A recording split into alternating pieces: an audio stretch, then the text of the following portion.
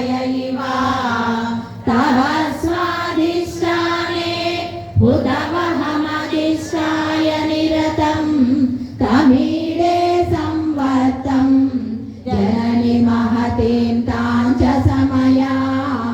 यदा लोके लोकान् दहति महती क्रोधकलिते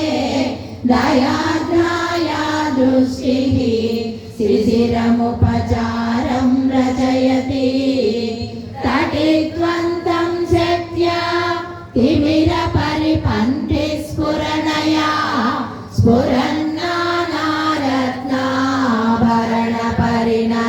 स्फुरन्नानारत्नाभरणपरिणद्रेन्द्रधनुषं